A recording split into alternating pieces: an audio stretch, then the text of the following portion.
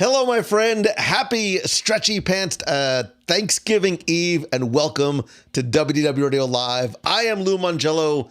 It is so good. I mean, I can't see you because that would be weird, but thank you very much for being here. If you are watching live and spending your Thanksgiving Eve with us, as maybe you are preparing your turkey or making your stuffing, or probably in my case, I would be eating all the things that would be prepared for tomorrow, but it doesn't really matter. I appreciate you being here. Please do me a favor, grab a snack, something to drink, tag and invite a friend. And if you're watching on the replay, don't forget to join us here every Wednesday, 7:30 p.m. Eastern at WDW Radio Live. And please help spread the word, because today is not just all about food. It's all about friendship. In past years, the Wednesday before Thanksgiving has sort of unofficially become Friendsgiving. When I was a kid, Friendsgiving wasn't a thing. Like, we just sort of had, my parents always had sort of like an open door at our house for holidays. I was always like, I remember when I was really young, I was like, why are all these like strangers I've never seen? Like, we always had friends over for dinner and for holidays, but sometimes people that just my parents would say, look, if you didn't have somewhere to go, you always had somewhere to go when I was at our house. And that's how I feel tonight. While I can't have you all in my home, again, it would be slightly weird. Plus, my daughter has her friends over downstairs.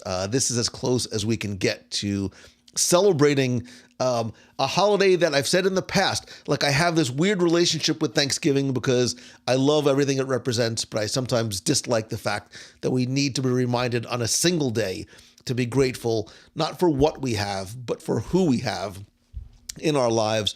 And for me, that is not just my family, but you are my extended family. And whether we have met yet or not, we are friends and we are extended family. And my heart is full of gratitude every single day for you. So with that out of the way, I'm sure you are planning for your holiday feasts and festivities and all of the fun and foods that come along with that. But tonight, I thought we would talk about not one, not two, three different things. I want to give you a quick update on Disney Jollywood Nights. I went back for a second time, possibly not my last, on Monday for our WDW Radio night at Jollywood Nights. We'll talk about that a little bit. I want to hear your thoughts from this week's past show about some of the surprising movies, not sort of the obvious and direct ones that have impacted the Disney theme park experience. Would love to hear your feedback about what was on our list, and I'd love to hear from you what is on your list, maybe some of the ones, the non-obvious ones that we missed that we probably should have put on. And then we'll just wrap up with a couple of Friendsgiving, Thanksgiving Eve, just fun questions for discussion, and then I will let you get back to your friends and your family and your preparations. Angela Batista says, wait a minute. Hello tonight from Grand Cayman. From last time I checked, and I don't have an updated atlas with me, I do not believe that Grand Cayman is in Rhode Island. I do not believe. Good for you. Like, kudos to you. And I love that, right? Because Thanksgiving, too, is not necessarily where you spend it, but who you get to spend it with. And I've seen this trend happening a lot more, where people are going away for the holidays, and you might not sort of be cooking in your home, but as long as you're with the people that you love and that, can tolerate you in return, that is what it is all about. So Chris is watching from Michigan. Becky is probably watching from a concierge lounge somewhere. Amy Keys, good to see you. Andrew Milan, thank you. All of you for being here. So, all right, let's get right into the show. I'm going to try and watch the comments as much as I can. If there's something that I miss, or if you have comments, I'd love to hear it. Kate says, I think we're going to Jollywood next week. Do you think we should see Duffy? He is a must-do now that he is at... Oh, when do you think we should see Duffy? So, Kate, this is exactly what I was talking about when I had our initial discussion about Jollywood Nights, and I won't sort of rehash everything, but it is not Mickey's Very Merry Christmas Party. It is something that is very different, and I think part of the misunderstanding or disconnect from people, and again, I'm going to talk about why, again, I don't like, nor should you judge something based on an opening night, first time ever, Jollywood Nights is what you want it to be. And having been back a second time, I really sort of saw that from the people that I talked to and just sort of watching the crowds. So for some, it is sort of like I keep using the same euphemism that Jollywood Nights for me is an opportunity to just sip and stroll and savor the evening at Disney's Hollywood Studios, which is, I love that park at night. I really love it. Like, they turn it up to 12 during the holidays. I love that vintage retro feel and music. So for me, it is enjoying the park, enjoying the ambiance and the music and the live music and performances. It's less about having no wait times at attractions, while for other people, that's a huge attractor. The fact that they added on characters like Duffy is one of those improvements I'm going to talk about.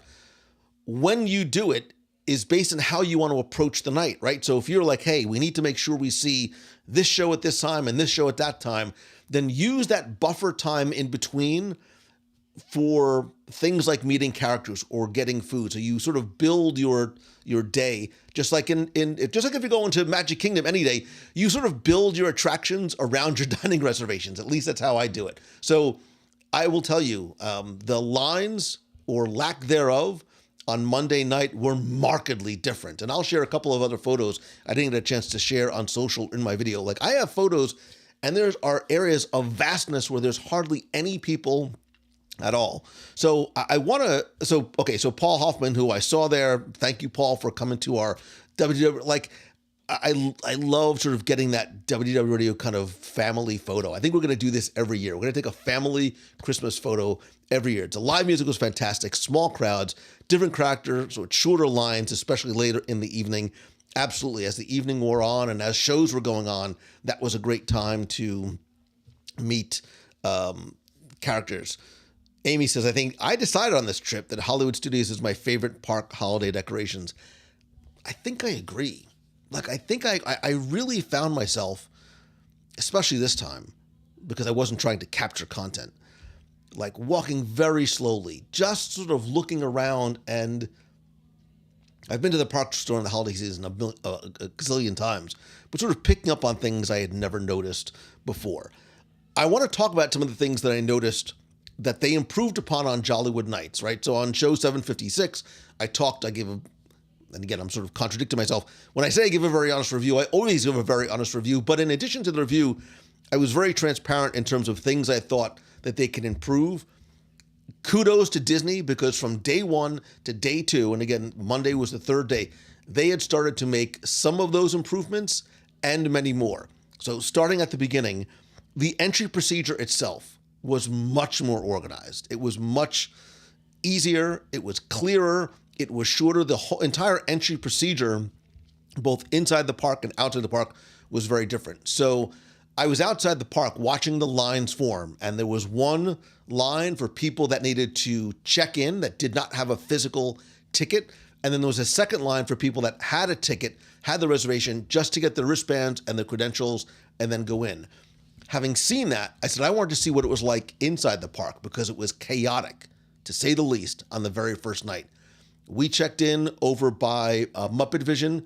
There was nobody in line in front of us. Like, there was literally one person getting the wristband. We walked up, got our wristband, got our credentials with no wait at all. So the cast members were better prepared. The executives and organizers, in terms of setting it up and making some changes in terms of signage and how and where to do this, was much, much, much better. Again, no wait inside the park versus the hour-long wait that there was on Monday. The other thing too, and this was one of the things I had spoken about, was there were the park is divided up into zones, right? There's entertainment zones. There's over by the Tip Top Club, which, again, Rachel and the Alley Cats are like my favorite. I could have sat there all night long to a certain degree. I kind of did. There was also sort of the 80s zone by Echo Lake. There was the Latin music zone over by Commissary Lane. But there were also sort of dead areas. And in front of the Chinese theater was one that I felt was this very sort of vacuous space. They put a DJ there, they put entertainment, they put lights there. It changed the energy of the whole evening. And in addition to the DJ there was another DJ over by Municipalburg. There was a DJ in Animation Courtyard. So there was music, there was an elevated energy, and the crowds, or lack thereof, were incredibly different. The takeaway lesson: if you don't have to go on opening night, and again, you're not going to have an opening night again like this, where there were so many people, myself included, because it was a media night. I was invited, grateful. So many people trying to capture content, be the first, right? I'm not trying to be the first, but I try and be thorough in my reviews of things, which is why we did a very long review of the night. But there's a lot of people who are going to every single food stall to get every single item on the menu, because that's just, sometimes what you need to do in order to review it. So the crowds were way lower. Like, if you can go during the week, it is not a pro tip. It's an obvious tip, but it made a massive, massive difference. They also added, and this was a simple, and I said it on the show, and it executed so well, by adding some characters, including some rare characters. There's not only an additional value, but it helps to spread the park out. So you had Pinocchio in his holiday best, Mary Poppins and a penguin, Santa Stitch, Snow White and Dopey, and Santa Duffy through different sections of the park. So around the Chinese Theater, by the stage there was Jiminy Cricket, and there was Santa Stitch. Snow White and Dopey were over by Baseline Tap House. So they were spread throughout the park, which was really, really nice. And obviously we were just talking about too, Duffy was there as well. They're huge guest satisfiers, right? They're guest satisfiers, and they help spread the crowd out, and it's quote unquote something else to do. And this was I swear, as much as I talk, I listen and I watch, and I spent a lot of time on Saturday night and Sunday and Monday watching and listening to the comments and the reviews, some of which I think were a little unfairly harsh. I'm going to use the sort of, you never judge a restaurant on opening night, especially when it opens on a Saturday. But by adding things like the additional characters, by adding things like the Tip Top Club and the soiree there had a ridiculously long, they were not prepared for how long that line was going to be for the bar in the back. By simply doubling or tripling the number of cast members, having a second checkout register there was no line for the bar all night. I sat there through 2 sets of the band there. It's Rachel and the Alley Cats, but I sat through 2 sets because I wanted to see the dynamic. I wanted to, see the band, but I watched the bar and I watched sort of the dance floor. The crowds were minimal at best. There was great flow. So they made the easy changes that they needed to make, and it worked.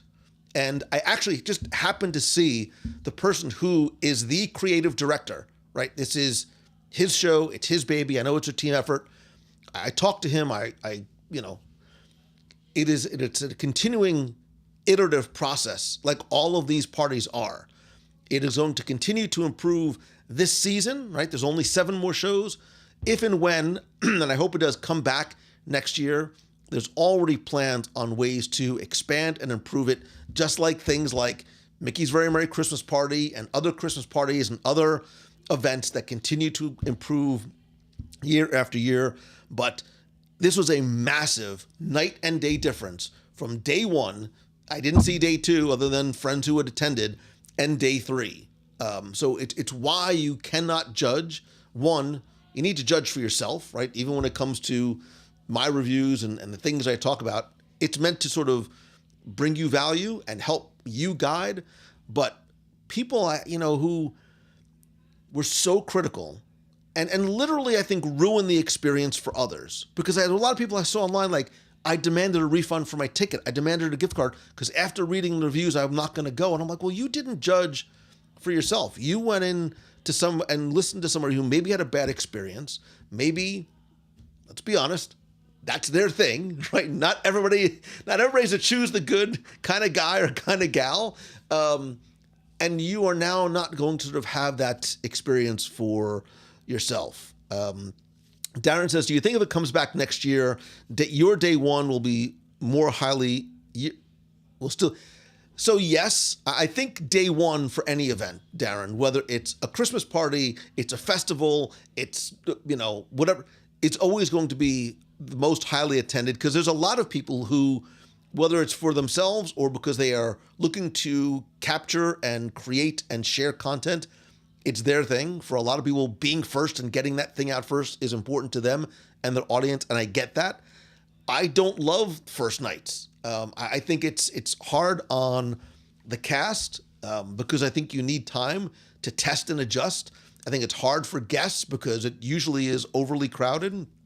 So if you have the ability to not go on a first night and go during a week, I think you're going to have a much better experience. And I think next year, as they learn lessons and continue to modify and improve, and I think expand what this party is, I think there's some opportunities we talked about on the show to expand this. I think it will.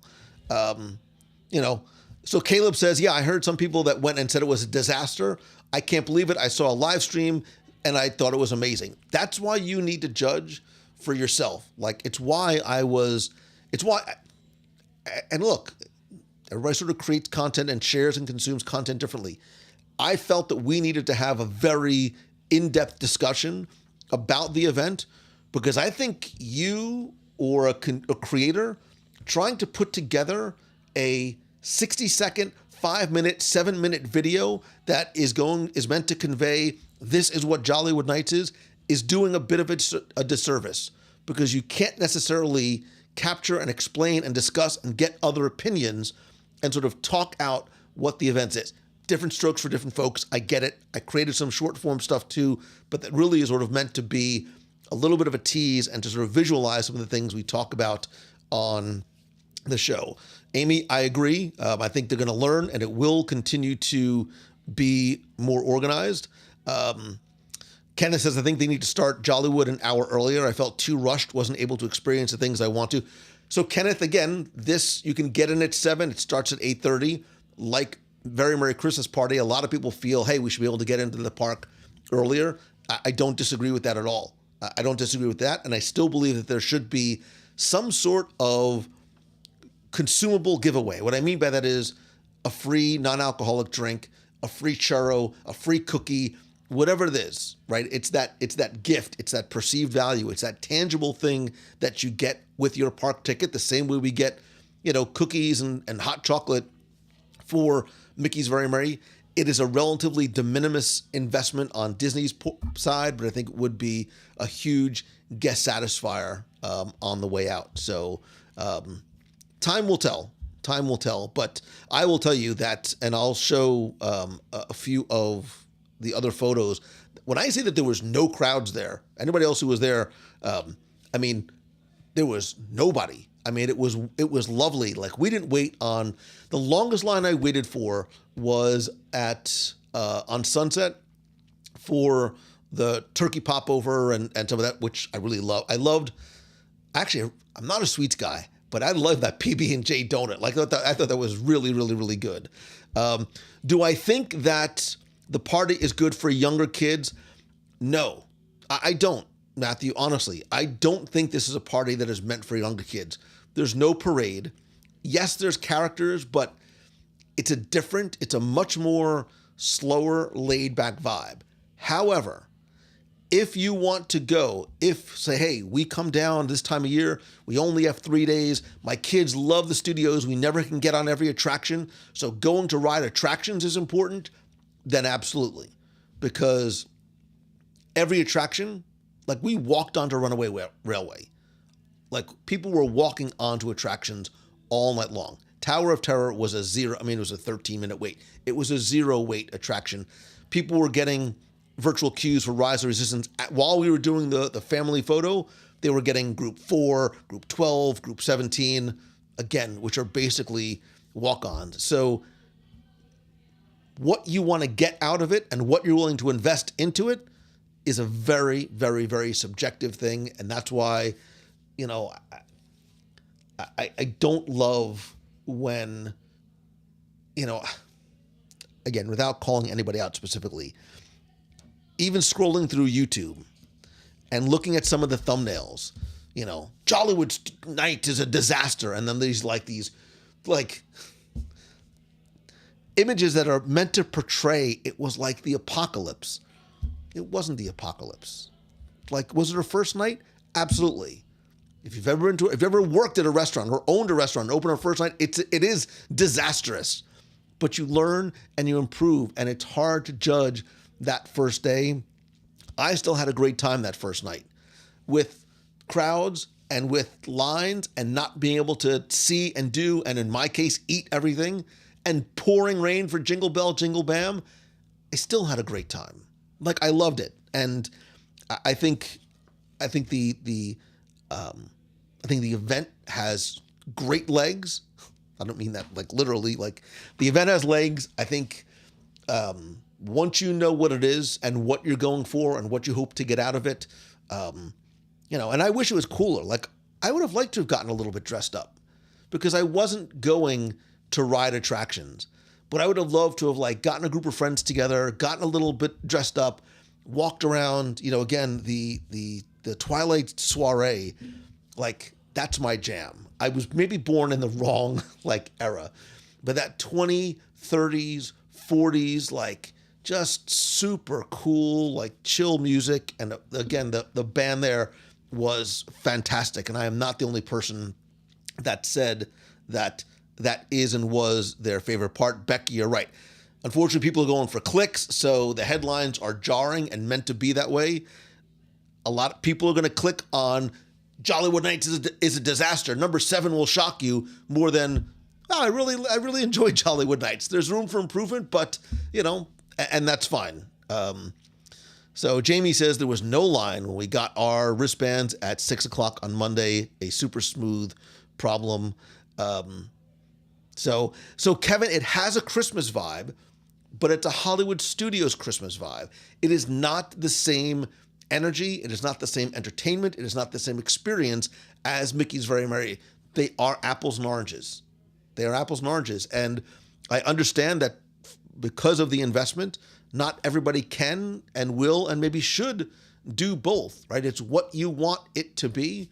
But I went on Monday and we got together, we took a family photo, everybody sort of went off and did the thing that was important to them first, right? They went to where they wanted to go first. I was with a couple of friends, and we just took a very leisurely, like chill stroll throughout the night. We stopped, we ate, we had, when I say beverage, I don't necessarily mean alcoholic beverages, Becky, but we had beverages throughout the night. Like, we didn't even go to any of the shows.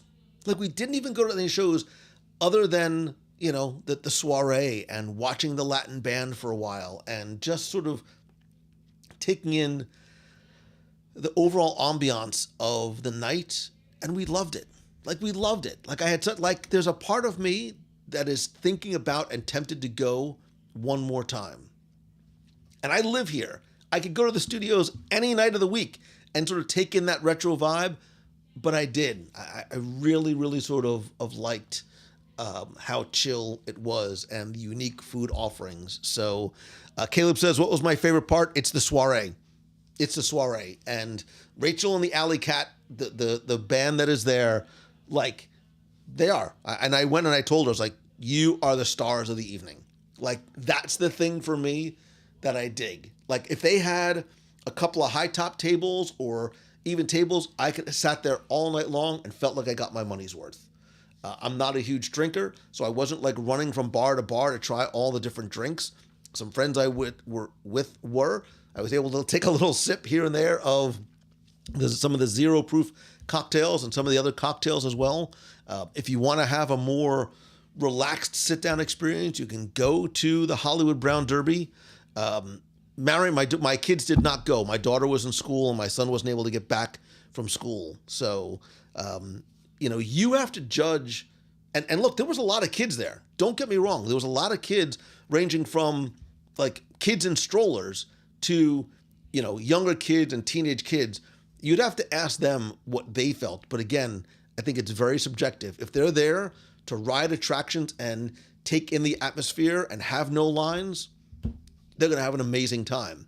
If you're looking for Mickey and Minnie and Santa and, Disney and characters and Goofy in a parade, you're not going to get that here, right? The Magic Kingdom is the event that you should go to. Kenneth Pucci said the soiree was right out of a classic movie. It was.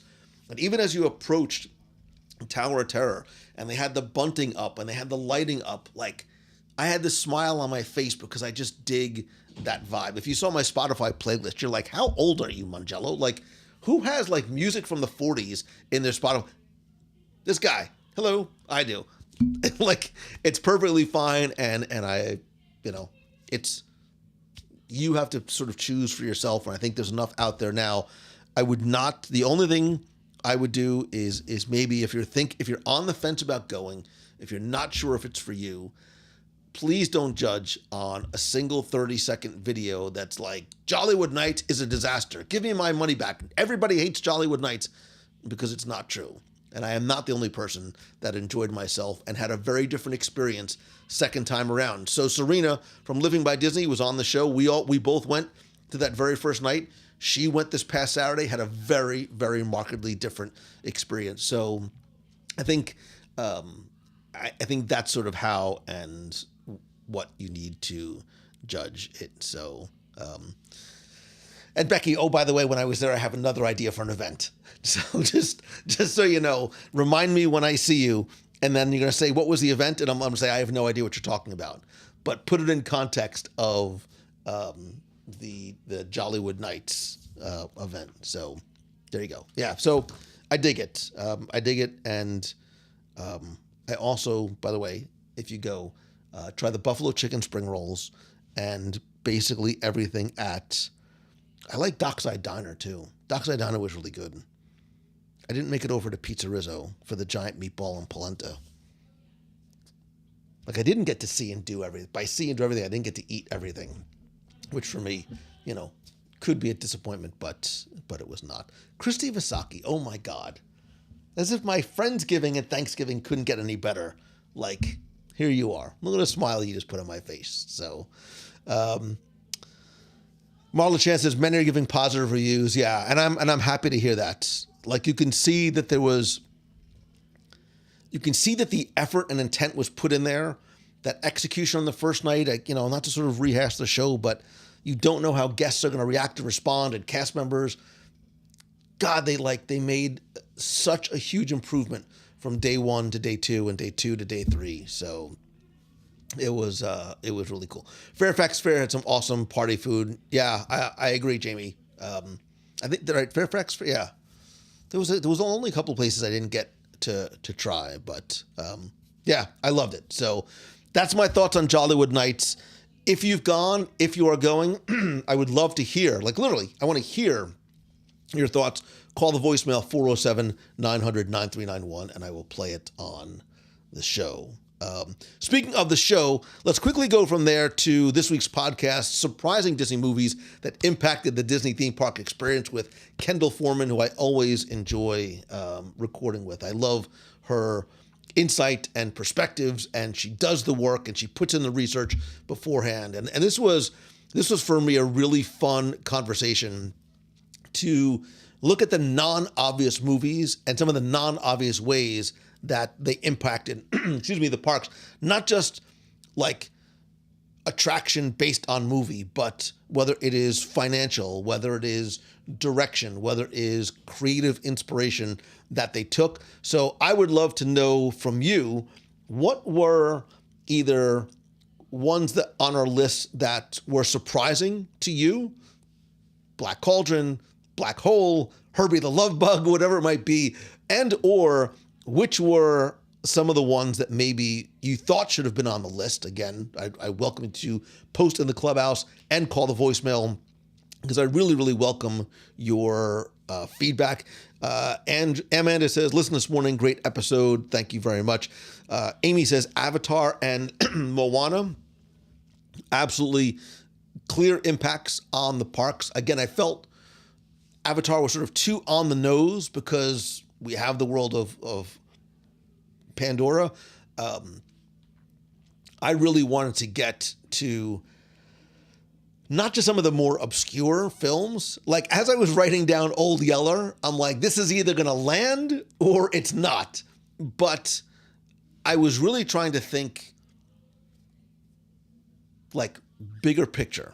I was trying to think in terms of what does this film represent in terms of how people react and respond to it, and how can this translate to what we, Disney, is doing in the parks.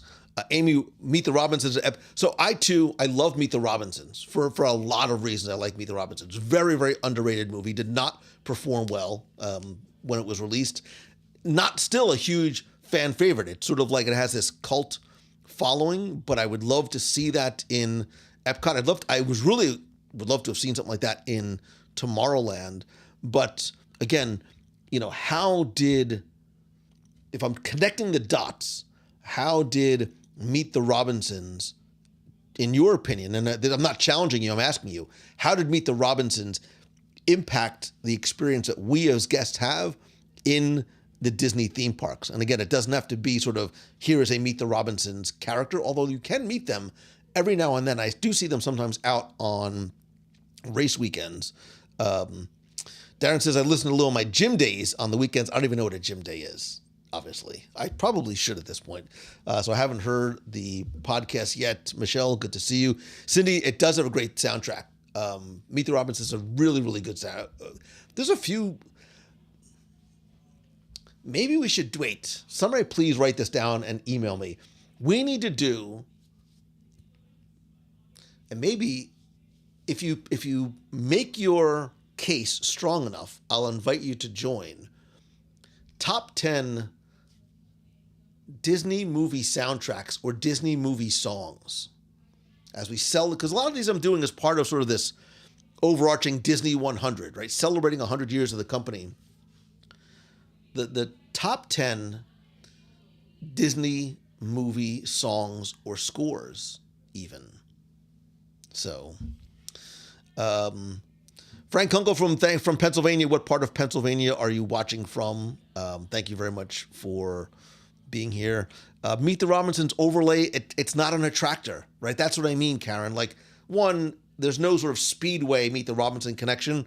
And two, like 1 out of 100 kids will go, "Ooh, there's a new Meet the Robinsons overlay on Speedway. We now have to book a family vacation." That won't do it. Would Cars do it? Yeah, because that makes sense. I just don't think that Meet the Robinsons is enough of a draw to do that, right? A lot of the movies that we talked about on the show are not big, and they have cult followings, but are not big enough draws. And yes, by the way, we are going to do, maybe we'll do it like for the nation or a clubhouse, like we'll do a group watch. We have to watch The Black Hole together, and you need to stay till the end. That's all I'm going to say. So, I'd really love to see the Mighty Ducks, and I don't even know what the Big Green is. Yikes! I don't know what the Big Green is.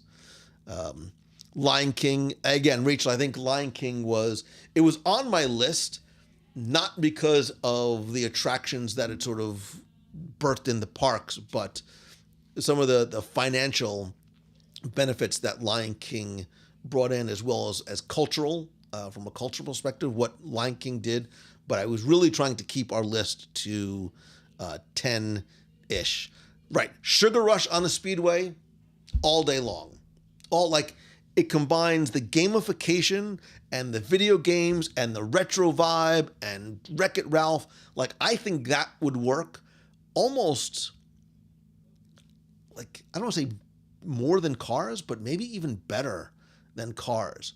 Because this idea, like, and if you could really sort of almost like, like you get the Vanellope car, or you get, some of these different cars, I think that could be really fun in terms of theming. So, Bambi is a great. So Darren says Eddie Murphy. I had a conversation at the party the other night.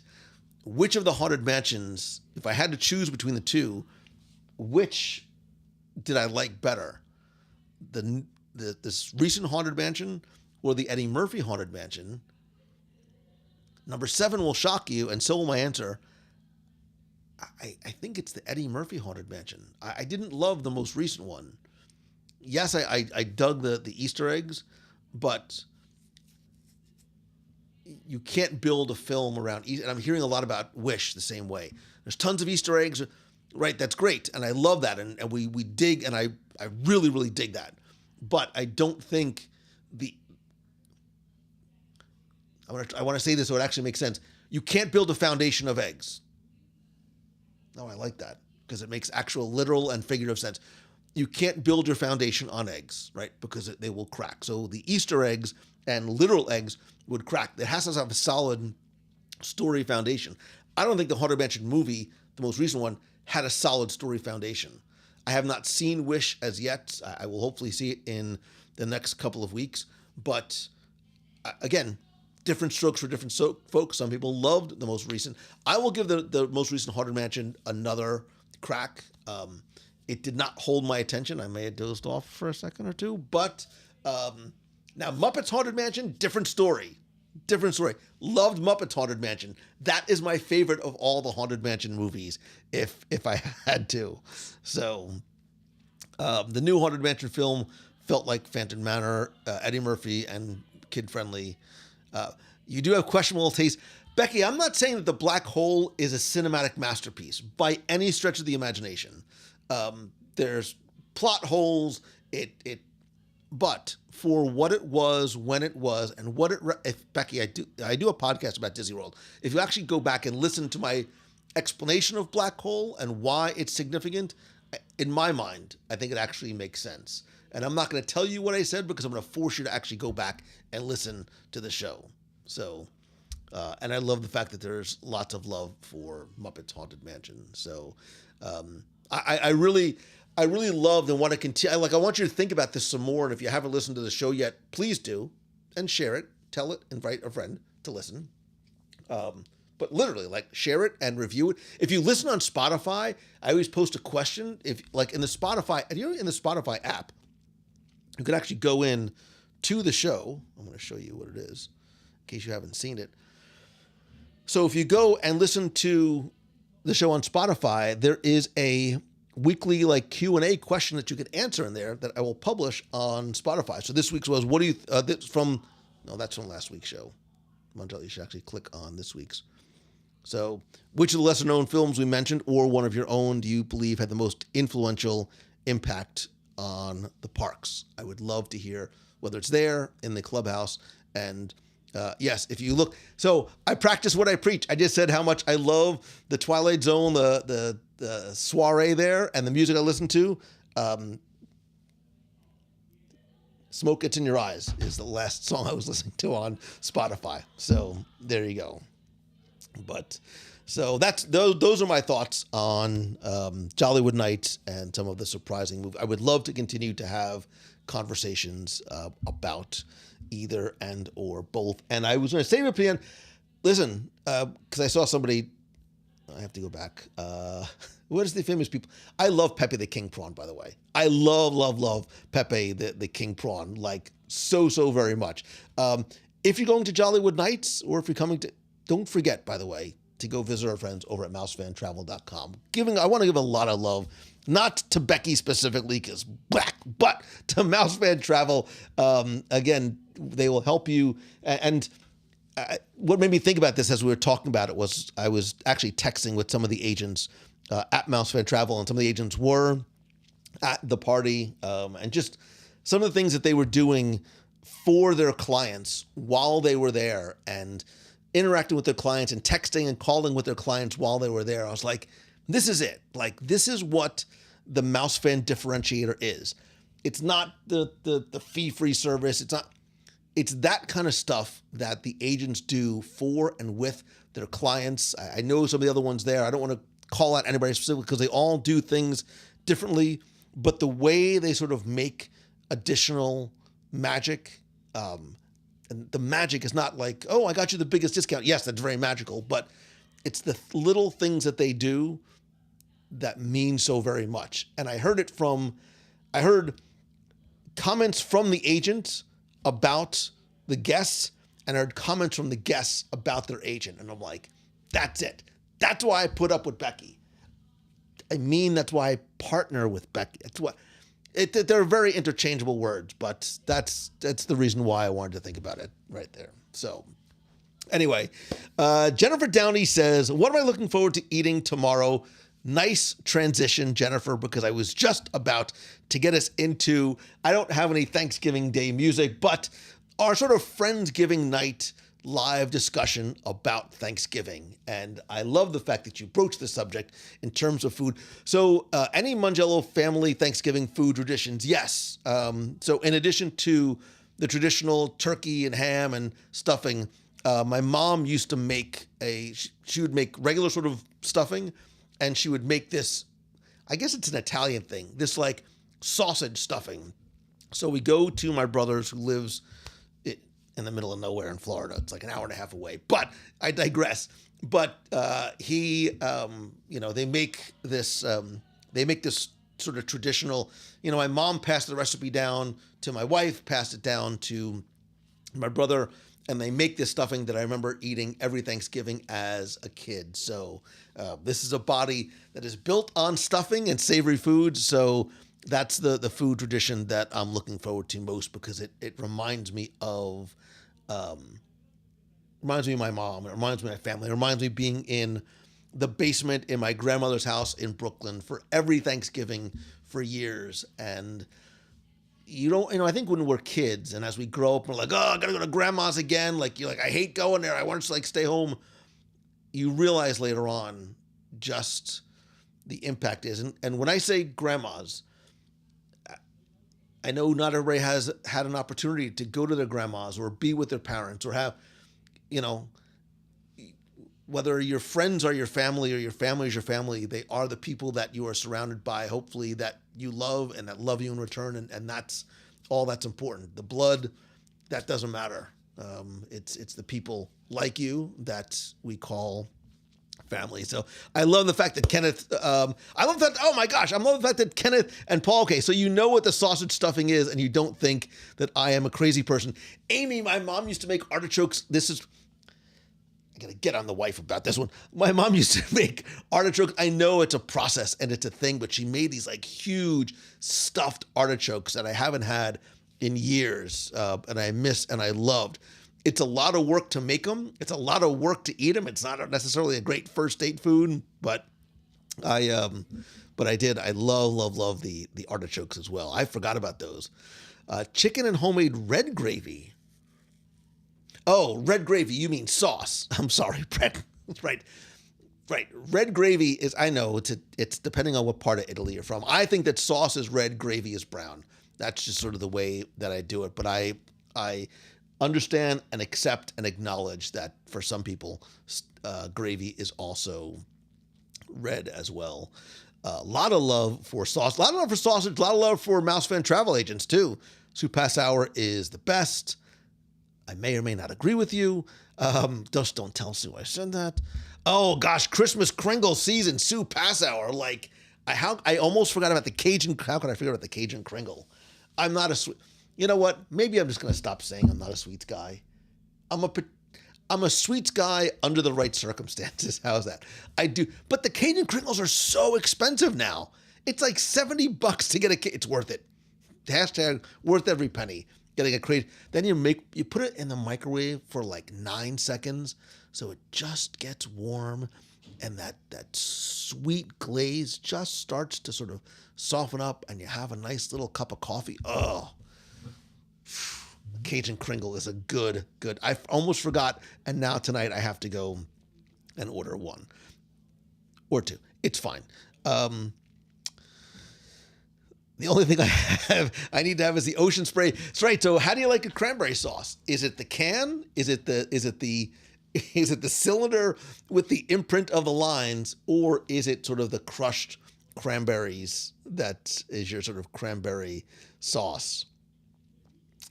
Um, I know. I gotta drop the knot. I really, but like if I have a choice, if I have my druthers, I don't even know what a druther is, but if I had any, I would choose savory over sweet any day. But here I am.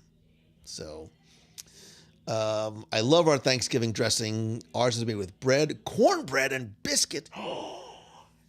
Heather, you wouldn't happen to deliver like and ship any of this, would you?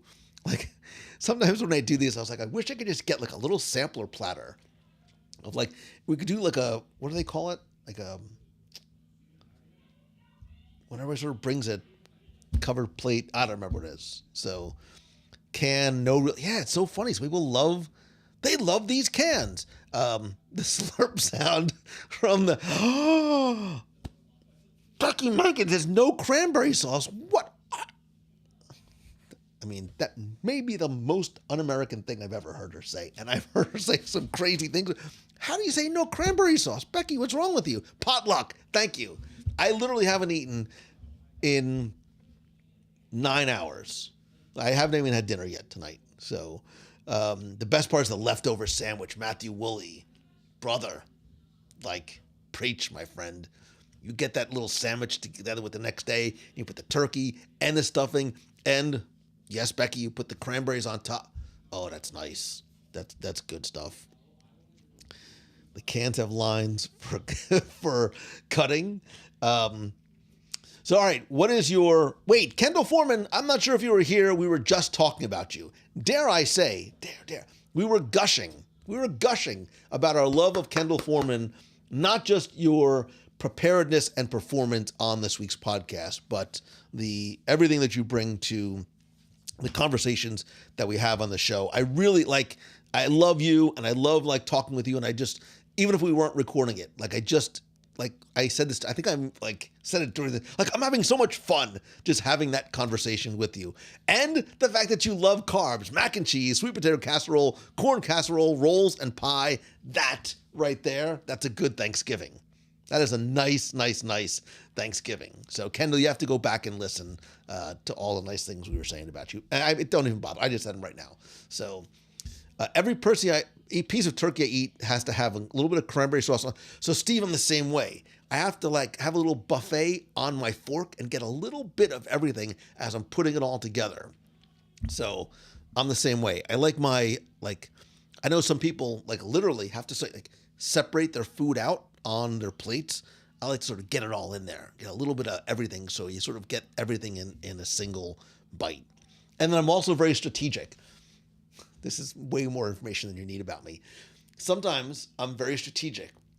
So if I really am enjoying something, as I'm looking at my plate, I'm like, all right, I got to prepare myself for the last bite. And I want to make sure I've got the little flavors that I need on the plate for the last bite. And as I'm thinking about my cruise next week on the Dream, we'll get to that.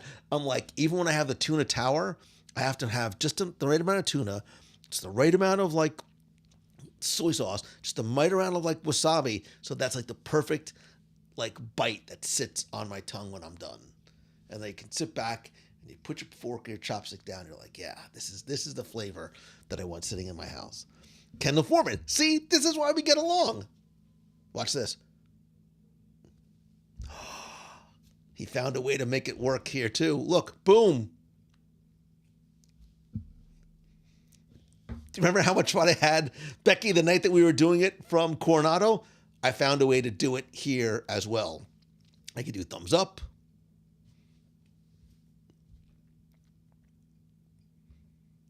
I can even, wait a second. I can even, if I really wanted to, we can do confetti. We could do lasers. I'm not going to go down this road, but I really have a lot of fun with all these. And just to wish you all a very happy Friendsgiving. There you go. There's some balloons as well. So, Caleb, I am very poetic about my food. As a kid who never ate, I really, really, really have turned into a lover of food and the food experience. I enjoy, when I say that I enjoy eating, whether it's on top of a garbage can with friends, if it's at, like, I would sometimes, 99% of the time, I would enjoy that more than a fancy restaurant. I love, now that I'm in Disney Cruise, like, food mode, I love eating on Deck 11 sometimes more than I love eating in the restaurants. Like, I do. I like sort of picking and mixing and matching and doing all that kind of stuff rather than, you know, I mean, I enjoy a fancy meal every now and then, but I just like enjoy the experience, the food eating experience. I still can't get over the night. I know, like I am, even with my food or these like reactions, I'm like a little kid. I find something that I enjoy. Wait, do it. Come on, do it. Do the thing. There you go. So, sorry, Brett, I know I won't do it. I'll try not to. So, Karen says, I'm laughing so hard that I woke Sean. I know. It's the little things that I do that, you know, like boom. Ooh, I can even blur the background, which is actually kind of cool. But then you're like, wait, what is that blurry thing that I can't see behind you? And I want to get the attention off here because obviously all the food that I've been eating is, you know, having its effect. It's a dark and stormy night. All right, sorry, I'll stop playing. What's the best Thanksgiving dessert? What is the best Thanksgiving dessert? You've now stuffed your face full of all of the savory, and you've got the turkey and the ham. We also do pasta. We eat a lot on Thanksgiving. But what's your best Thanksgiving dessert? My tea is cold. It's not awesome because it's fennel tea, but David Turner, I'm with you, man. You give me like a good pumpkin pie, like with a nice crust. No ice cream, no whipped cream. Don't touch. I'm a simple man with simple needs and simple tastes. Keep my pumpkin pie exactly the way it was meant to be. Apple is a close second, Matthew Willie. See, Amy, I don't need this stuff. I don't think that you need to taint the purity of the pumpkin pie with the accoutrements. I think it just needs to sort of live like on its own. Pumpkin cheesecake. Hey now. Family recipe pecan pie. Pumpkin pie just out of the oven. Chocolate pecan pie. I've never had that. Actually, one of the best pecan pies I had was in New Orleans. I don't remember where it was, but I have to try and remember where it was. It was really, really, really good. I'm also not a big whipped cream guy. Wait, Brett, blackberry cobbler and Dutch apple. Blackberry cobbler, dude. I like the sound of that. I dig how you roll. Wait a minute. Wait. Stop the presses, Vicky Vale. Gingerbread apple pie. Heather, if you don't stop, I'm going to find out where you live and I'm going to invite myself over for Thanksgiving because it sounds like you may have some of the best food of anybody. Pumpkin swirl cheesecake, mincemeat pie. Bob Burney. I've heard of mincemeat pie. Tell me exactly what mincemeat pie really is. Homemade banana pudding. Hey now. I dig me a good banana too. If I can still see the pie, I haven't put on enough Cool Whip. Gingerbread with whipped cream is our Becky. Becky. I'm noticing Becky likes whipped cream like on everything. Her desserts, her cocktails. Like now I know what I'm getting you for Christmas. Lou goes to Amazon, 53-gallon drum of whipped cream and send. Okay. Yeah, so what is in the like? Because now I'm thinking like it's an actual bit of different like meat in a pie. So, okay, what Disney character? Right, we'll sort of start to wrap it up with this. If you could invite over any fictive live action animated, this is just for fun. If you can invite over any Disney character for Thanksgiving dinner, who would it be and why? What Disney character would you invite over for Thanksgiving? Nick just got back to Wilderness Lodge after a day at Hollywood Studios. Thanksgiving dinner at the Boathouse tomorrow. You can tell him, Lusa. A lot of folks that I knew there are gone, so they might look at you with very quizzically or ask you to leave the premises. But yes, and I love Wilderness Lodge at this time of year and Hollywood Studios at this time of year. So you are doing it right. Pluto will help clean the dishes. Carol Rothenberg says Kronk. Remy, so he can help cook. Very well done, although a rat in the kitchen, meh.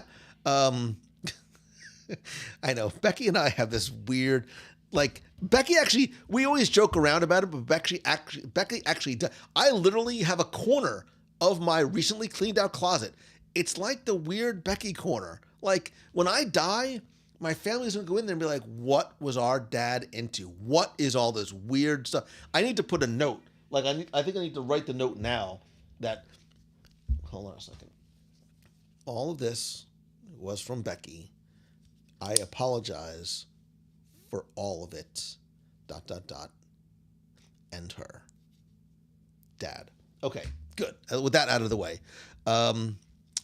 Mary Poppins goes without explanation. Amy Keys is also going to be at Boathouse. Oh, you should take a family photo. Mike Wazowski, because he only has one eye. Jack Sparrow, I need a lot of rum. Winnie the Pooh, because he loves his food, and Winnie the Pooh and I shop at the same short and fat man shops. Buzz Lightyear for entertainment. So, okay, mincemeat is dried fruits like apples and raisins, sugars, nuts, and rum. I think I need to go to Publix and see if they have a mincemeat pie. Obviously, I would have Scar, says Jennifer Downey, because Jeremy Irons' glorious voice, and the run-up is Loki because Hiddles. I'm just going to leave that one alone. I think this is supposed to be Tiana, not Tatiana. I think that's Tiana because she loves food. Tiana would be a really good choice. Tiana would be a great choice because she brings in her culinary abilities and I just love her as a person and a character, and she can cook and she makes the savory, and she got the beignets. Yeah, she'd probably be a nice guest to have, and just a nice guest to have for Thanksgiving. I'd have to take Tony Stark for Lincoln. He absolutely loves Iron Man. It would be a core memory for sure. I mean, but if he comes as Tony Stark, Lincoln's gonna be like, Tony, where's the suit? Come on, man, you got to put on the suit, right? Just like when Iron Man promised to do the birthday party. Yeah, you would have to bring this. He'd have to come in as Iron Man and then leave the suit outside because you don't want him. Your wife would not want him traipsing through the house with that thing. It's just an accident waiting to happen. But Tony hanging out at dinner would probably be Mrs. Doubtfire for sweet grandmother. Jack Sparrow, he could party and entertain. It's really interesting where everybody's mind goes for this answer. Robin Hood and Little John, so we could run through the forest before lunch. But wait, so listen, when I was a kid, my whole family got together. There was 40 Italians in my grandmother's basement, and I'm sure we were not alone. You get a lot of family together for holidays. Not that it was I don't even know if anybody was really ever drinking at my house. But, there's always that relative, right? So what Disney character would be that relative, the bad relative that would come over and start an argument? So which Disney character would you not want? Because that it's going to it's going to get ugly and it's not going to end well for anybody. And it's going to be a bad memory for Thanksgiving. And somebody's going to leave and go storming out of the house. And it would not be good. Nate says, I would invite Lou because I can't eat all the food myself. I need some help. I mean, I'm not that bad in terms of, it's not quantity of, well, sometimes it is. It's not necessarily quantity of consumption, but depending on what it is, yeah. You give me a really good bowl of pasta, rice, sushi. I was going to say donuts, but John from Carousel of Progress. Big Pete, Stitch, Beast, because I would get locked up. Pocahontas. Oh, Kevin Shea would still invite over. Um, Too bad I couldn't invite the entire cast of the Santa Claus. So oh my God, I'm forgetting what her name is. Um, Santa Claus's second wife from the Santa Claus 2, who was in Lost, who I love, and I'm just drawing a blank because I'm hungry. I haven't seen the Santa Clauses, the Clausettes, whatever the new series is yet. Pamela Bart, the mean Judge Claude Frollo is top 10 evil Disney characters. Spoiler alert, it's Judge Claude Frollo. He is the most evil of all Disney characters, period. You will never change my mind. He would be a bad dude. Like, I think you could have some intellectual conversations with him, but he's not a nice person. And there's a good chance my uncle, sorry, I could see you arguing with Judge Claude Frollo. A lot of Gaston, but man, not only you would eat a lot of extra food. Like, if you think I eat a lot, you would. I wouldn't invite Chernobog. It would end badly. Mother Gothel, also, I could see, like, yeah, I could literally see Mother Gothel at my grandmother's dinner table and the argument and like slamming down the table and hearing the things clatter and getting up. Yeah. I swear I had a wonderful childhood, but we've all been there, right? For the family arguments. We've all seen it before. Santa Clauses are a disappointment to the franchise. Oh, too bad. Too bad.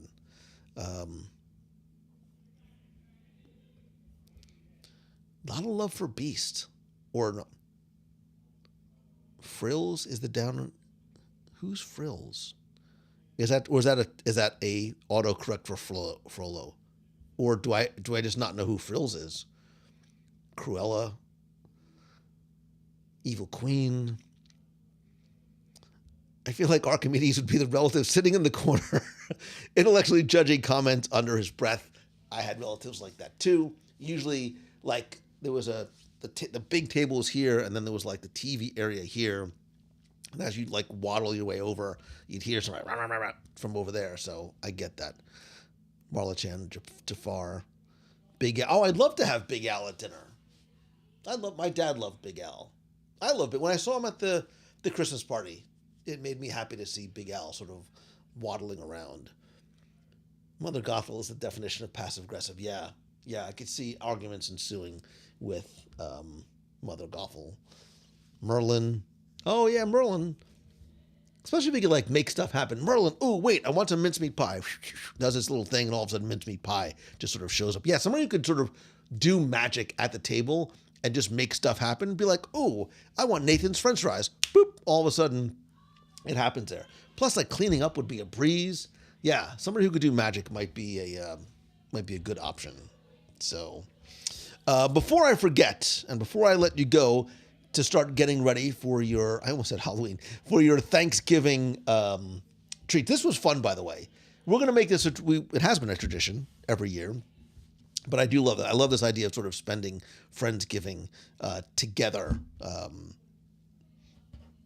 Like there was a second, I was like, oh, maybe I shouldn't do the show tonight, let people do stuff with their family. But then I'm like, no, like we are family. Like this is us doing stuff together with our family. I want to just give you a couple of quick reminders. Next week, starting on Wednesday? Yeah, starting on Wednesday, because I'm leaving Wednesday. I'm going to be live from the Disney Dream. And when I say live, I'm going to be sharing videos and stories a lot over on Instagram. Sort of the as it happens stuff will happen there. I will go live if and when I can. I'm also going to show you Brightline. I'm so excited. I love trains. I'm going to take Brightline from Orlando down to Fort Lauderdale. So I'm going to show you Brightline. Maybe go live from Brightline. How fun would that be? Maybe I'll take you live from Brightline. I think my train is like 12:30 on Wednesday. I'll show you the new port in Fort Lauderdale, the new Disney Cruise Line terminal there, and I'll share some very maritime stuff from the Dream. Please don't forget, by the way, speaking of dreams and Dream Team Project and Dream Team Lunch and Auction, Saturday, January 6th, we have a very special day brought to you by our friends over at Mouse Fan Travel, where Instead of, in addition to doing just a regular meet of the month, as we have been since 2008, when the meets of the month started, we're going to do something special for a number of reasons. So we have secured a venue over at the Boardwalk, and we're going to have a catered lunch, fancy. We're also going to go back to something we haven't done in many years, which is a lot of fun, and it makes a big difference. We're going to have our Dream Team auction to benefit the Make-A-Wish Foundation. Actually, I spent this week sort of gathering things together. I have a lot of stuff already, and there's more stuff coming in. But if you're interested in attending, you need to go to www.com/dreamteamlunch to get a ticket. I believe as of the other day when I checked, I think there was only 12, 14, something like that, tickets left. It is a limited ticket event, and a portion of your ticket price does go to our Dream Team. We're also going to have the auction, maybe a surprise or two. You never know. Some people have asked me, and I just saw Marla, if you would like to donate something, please reach out to me directly, lou@wdwradio.com, or message me on Facebook. I'm at Lou Mongello, and we can talk about stuff there. Some of you have asked if the auction is also going to be online. It's very, very, very difficult from a logistics point of view, but, and this is a big but, and it does not lie, but I may do a simultaneous online auction because I may have enough items to do two auctions. So I might do one in person, a silent auction, and we'll do an online auction separately. I am working on it now, so don't hold me to it. A couple of people asked about volunteers. Yes, I need volunteers. So if you are local, not just on auction day, but lunch, I do need some help sort of putting stuff together and logistics and planning and moving stuff over there. I have a couple of people who reached out already. We probably want to get one or two more volunteers as well. Again, please reach out to me. So yes, the auction is only open. So the auction that is going to be there, the silent auction, is only open to people who are in attendance. I am looking to do either at the same time or maybe the week after, doing an online auction for obviously a different set of items and experiences. Some experiences thrown in here as well. So I want to make as many people as possibly able to participate. But super important. You may remember a few weeks ago, maybe it was almost even a month ago, an anonymous benefactor, who shall remain anonymous, reached out to me and said, I'm paraphrasing, but I believe in what you do with the Dream Team Project, and I want to help as much as possible. I would like to make a donation, but instead of just sort of making a donation to the project, I want to match. And this person, I won't say, this person said, I will match up to $10,000, and I'm not going to get emotional. I'm trying not to get emotional. You stepped up, and that donation amount was matched. That $10,000 donation was matched. I heard from this benefactor once again, who said this was great. I was so happy to be able to do it, and I want to do it again. Cue the tears. So, once again, every donation made to the Dream Team Project to benefit the Make-A-Wish, your donation does not go through me, it goes directly to Make-A-Wish, will be matched up to $10,000 from our anonymous benefactor. You can learn more. You could make a donation directly to Make-A-Wish. They will send you a receipt so you have it for tax purposes. You can go to dreamteamproject.org. You have made a difference that I cannot even begin to explain, not in my life, but in the lives of the children and the families that you have reached.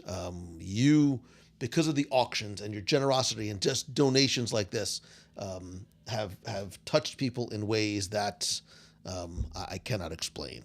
So, also, man, I was really hard to keep that one together. Like blood in my hands from digging my fingernails off camera. All right, switching gears. Speaking of cruises, don't forget we have not one but two cruises coming up. Our Halloween on the High Seas is now less than a year away on the Disney Magic. Halloween, getting dressed up. I've got my costume ready already. And not only do we get to take Brightline, if you want to, down to the port in Fort Lauderdale, but we go to Lighthouse Key at Lookout Point. Lookout Point at Lighthouse Key, whatever it is. We get to go to the new Disney's private island in October 2024. And if that doesn't work for you, don't sweat it. But wait, there's more, because we're also going to go on the Disney Treasure in February 2025. It's not just Valentine's Day. It's not just the Disney Treasure. It's also going to be our 20th anniversary. Us as a family, as a community, 20 years together. Becky's like, please don't die before 2025. I'm really, really, really going to try not to. If you want to find out more, if you want to get a free no obligation quote only and exclusively from our friends over at Mousefan Travel, you can visit mousefantravel.com. And just quickly on a non-Disney side of things, somebody asked me the other day about my mastermind group launching in November. It's not. It's now launching in January. It's limited to 6 members. I think there's only 4 spots available, but if you go to loumongello.com/coaching, you can find out more, or email me directly, because I want you to feel the same way that I do every single day about what I get to do, and I'm blessed and I'm grateful for to do, simply because of you. So there you go. I think that's it. I'm sure I'm forgetting something. I'm 97.63% sure that I am forgetting something. I don't know what it is. Becky says we have 2026 and 2027 to plan. You laugh, but we are already, we literally are planning through 2025. Japan, we're coming for you. Get ready. We're coming in. We're going to make it happen. So hopefully I get to see you on the live show in January, on one of the cruises, wherever it may be, hopefully even at a restaurant somewhere. Oh gosh, I knew that there was something else I was forgetting about, because I literally put it right here next to me and didn't want to forget about it. Wait, I need to go back for a second. Wait, where did I put it? Oh, there it is. I have no segue for this whatsoever, other than the fact, people that I'm grateful for, people that I've been friends with for a long, long time.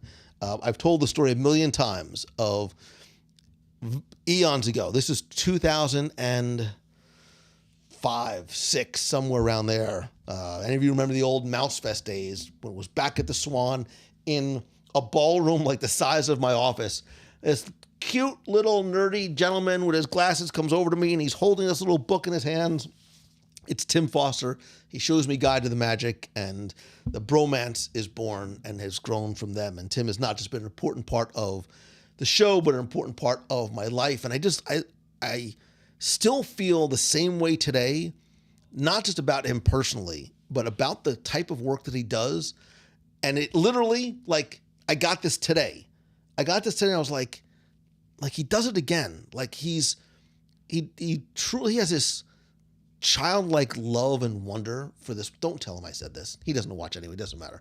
But he has this childlike wonder and love and appreciation for this place and the park and the memories and just all that. And it comes through in his work, and not just in Celebrations magazine, but some of the special edition stuff that he's done, including his latest project, which we've talked about. I have one in my hands. He just put out the Disney at 100, A Century of Imagination. It is one of the hardcover souvenir books. This book is beautiful. I want to just, let me turn to, I want to find it. So it's a decade by decade sort of journal through the movies and and the parks and the people and Walt. It is an absolutely gorgeous collectible piece of work that you can put on your shelf or your coffee table. Tim, you're not listening, but you did it again. And I love and appreciate you. And if you want to order his book just in time for the holidays. It also includes a free keepsake pin if you go to celebrationspress.com and then send little Timmy Foster an email. Be like, Tim, I ordered this because Lou told me about it, and he said all kinds of mushy, gushy things about you that I'm not allowed to say. But if you go to celebrationspress.com, you can order your book and get it in time for Christmas. It's beautiful. Like I'm saying this not as WDW Radio or not as Tim's friend. I say this like purely as a fan of Disney. Like I'm really, really curious to not just sort of page through it like a comic book, but I want to sort of read through it and some of the special reports in terms, he's got the Disney Renaissance and Disney Legends, and he has a lot of guest authors in here as well too. So I'm really looking forward to. So I'm not just a friend, but I'm also a fan of Tim Foster's as well. So there you go. That's what I wanted to make sure I didn't forget. Now we can sort of wrap things up again. I'm super thankful to you and for you for being here. I appreciate you so very much. You don't need to be in America, from America, or even know how to spell America to have a good Thanksgiving tomorrow. I'm going to say it again. Please don't let your day of gratitude be limited to one day. Like, practice an act of gratitude every single day, whether it's by holding the door open for a person or reaching out to somebody or just, telling somebody that you appreciate them and what they do. We should be thankful each and every day. Every day on this side of the dirt is a good day. And I am grateful to you more than you know. And it's not just words. Like, your presence here is the greatest gift that you can give me.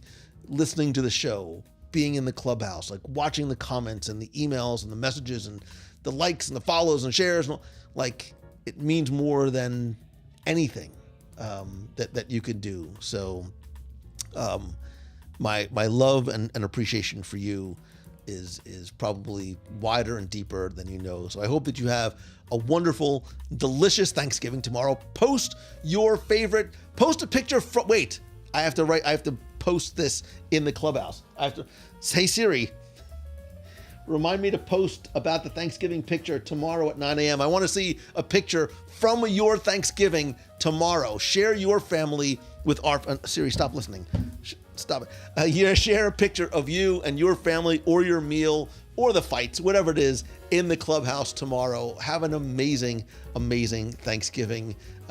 Know that however you spend it, wherever you spend it, who you with, or even if it's just, you watching football tomorrow, know that there's at least one person out here that loves you and is grateful for you and is thankful for you. So have an amazing, amazing Thanksgiving, and hopefully I will see you again real soon. This is it's my Thanksgiving confetti. Thanksgiving. I need some sort of Thanksgiving reactions it's our Thanksgiving Def Jam. I love you. Have a great night. Have a happy Thanksgiving. Bye.